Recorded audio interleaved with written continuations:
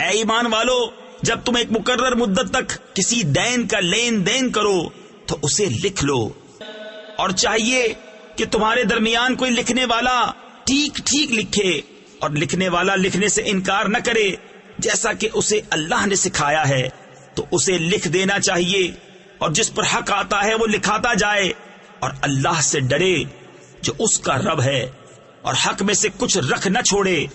پھر جس پر حق آتا ہے اگر بے عقل یا ناتواں ہو یا لکھا نہ سکے تو اس کا ولی انصاف سے لکھائے، اور 2 گواہ کر لو اپنے مردوں میں سے۔ پھر اگر 2 مرد نہ ہوں تو 1 مرد اور 2 عورتیں، ایسے گواہ جن کو پسند کرو کہ کہیں ان میں ایک عورت بھولے تو اس ایک کو دوسری یاد دلاوے، اور گواہ جب بلائے جائیں تو آنے سے انکار نہ کریں، اور اسے بھاری نہ جانو کہ دین چھوٹا ہو یا بڑا، اس کی میعاد تک لکھت کر لو، یہ اللہ کے نزدیک زیادہ انصاف کی بات ہے، اور اس میں گواہی خوب ٹھیک رہے گی، اور یہ اس سے قریب ہے کہ تمہیں شبہ نہ پڑے،